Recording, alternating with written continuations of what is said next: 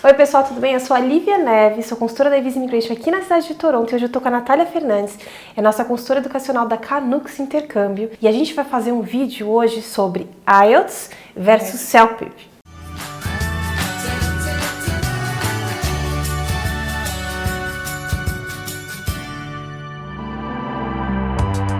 Olá pessoal, tudo bem? A Lívia me convidou para fazer esse vídeo porque acho que vocês têm muita dúvida, né, no momento tanto de fazer um programa de estudos quanto da imigração, qual prova fazer. Então nós vamos tentar ser o máximo de imparciais possíveis e vamos falar. Eu tive a oportunidade de ter feito o CELPIP e a Lívia do IELTS, então vou deixar ela começar. Em termos de valores, é muito próximo, em termos de aceitação para processos de imigração também. Então você sabe que para o Federal Skilled Worker Canadian Experience Class, ou seja, para que você esteja no pool de candidatos, é mandatório que você tenha feito um teste de proficiência.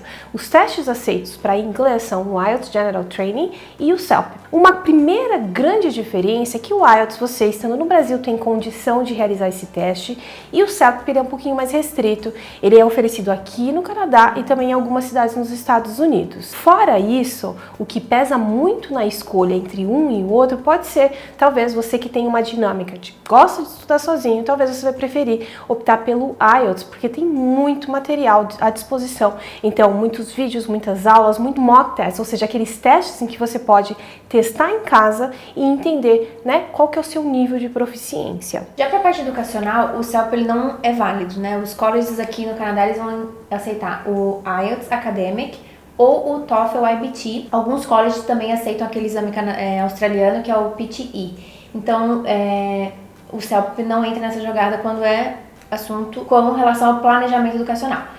Meu feedback com relação ao CELPIP, eu tive a oportunidade de fazer, é uma prova que a gente fala de que é computer-based, né? O CELPIP é paper-based, basicamente todos os exercícios no computador, inclusive a parte do speaking, que é o que diferencia muito, né, do IELTS para o CELPIP. O speaking ele é todo no computador, então você grava a tua voz, você tem ali um tempo para pensar na resposta e fazer o exercício. O exercício do speaking durou 15 minutos, foram 8 exercícios. Por mais que você saiba inglês e você tenha como fazer, né, o tempo ali de pensar na resposta, é um negócio que você tem que ser muito criativo, porque são 8 assuntos extremamente diferentes, com tempo ali às vezes de 30 a 60 segundos para você pensar numa resposta. Então eu achei, sim, bem desafiadora a parte do speaking. Então essa parte do speaking é um divisor de águas mesmo, porque tem pessoas que vão se sentir muito mais confortáveis de falar com o examinador e tem pessoas que vão se sentir bem em gravar a própria voz no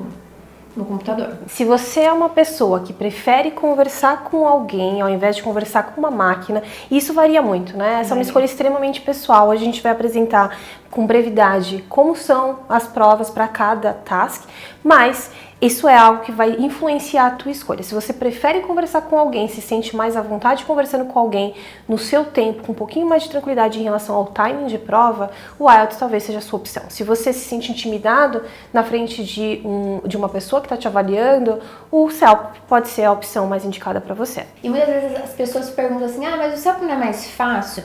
Eu acho que não existe essa coisa de prova mais fácil ou prova mais difícil. O IELTS ele é uma prova mais técnica, tanto quanto a do CELPIP, mas no quesito material de estudos, é muito vasto o material que você encontra. Como a Lívia falou, mesmo na internet, se você quiser fazer sozinho o preparatório, você consegue ter essas ferramentas. O CELPIP é bem limitado o número de material para estudar, tanto que no momento que eu estava estudando, eu encontrei acho que um canal de YouTube que tinha um professor que dava, enquanto você tem ali 100 opções de youtubers, né, professores que têm o canal para dar aulas sobre o IELTS. E outra questão, né, eu peguei o meu resultado e eu achei muito discrepante a nota entre por exemplo, né, o meu reading com o meu writing.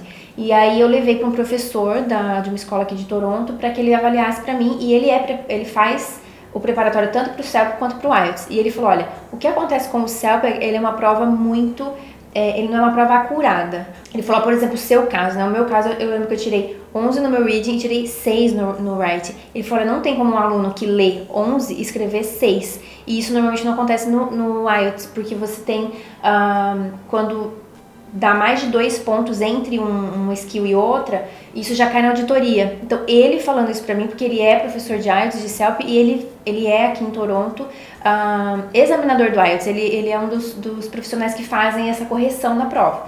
Então, ele falou, isso é muito complicado, porque o IELTS tem todo um processo bem acurado, então não tem essa discrepância de nota, enquanto o CELP dá margem para acontecer esse tipo de coisa. Fora a nossa experiência, o que a gente recebe em termos de provas, né, de clientes, o que eu percebo, e isso é um consenso entre os consultores da Evisa, é que quando você está buscando um CLB 9, talvez o IELTS seja a prova indicada, porque justamente não existe tanto essa variação entre um task e outro.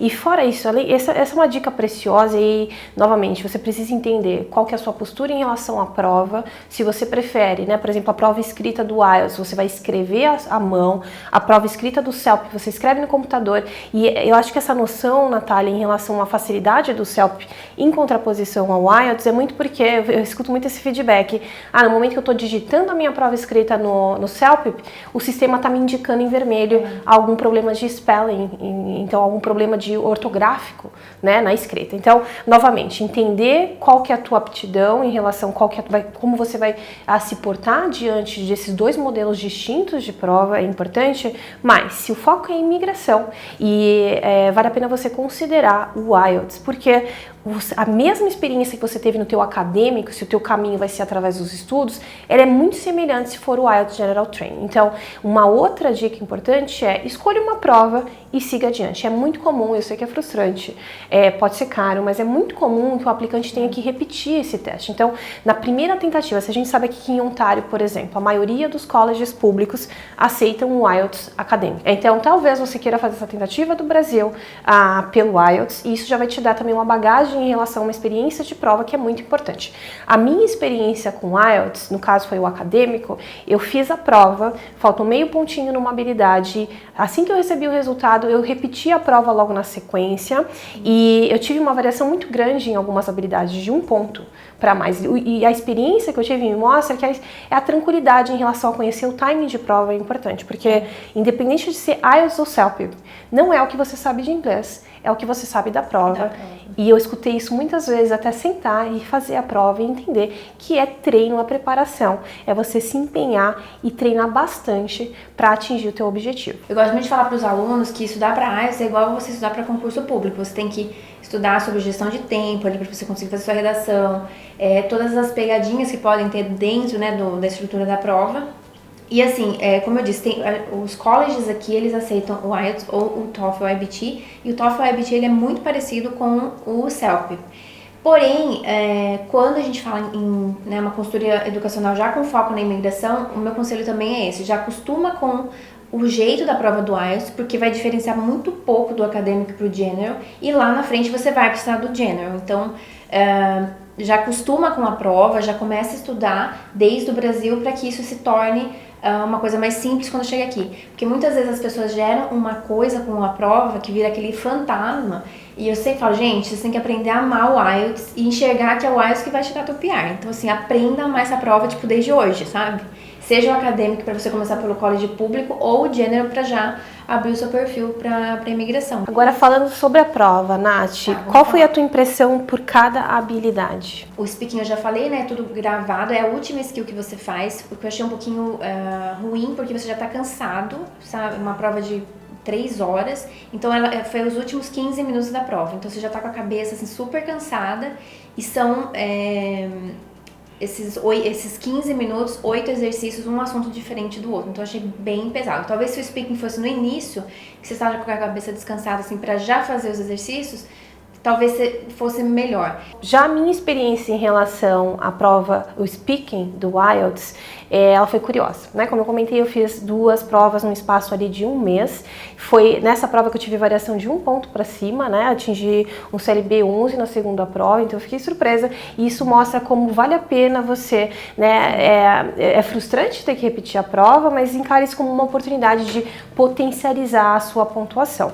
Agora, a primeira experiência experiência que eu tive, eu levei a conversa para um assunto que acabou me prejudicando um pouco. Então você sabe que tem algumas perguntas que o entrevistador vai te fazer. Primeiro você vai se apresentar, no primeiro task ele vai fazer uma pergunta mais geral e isso vai acabar influenciando o andamento da prova. Então quando você puxa o assunto para algo mais, como foi meu caso para política, a prova se desencadeou falando sobre política. Então você tem a flexibilidade no IELTS, ninguém está te pedindo para você falar a verdade. Você tem que falar o que você se sente mais confortável. Então na segunda prova, eu tendo a minha primeira experiência, me fez pensar que era talvez melhor eu levar o assunto para algo mais tranquilo. Falei sobre o meu cachorro, então é algo que eu falo todo dia, eu estava numa posição mais confortável e a conversa fluiu muito mais tranquilamente e foi isso que resultou num aumento grande na pontuação. Bom, com relação ao listening, por exemplo,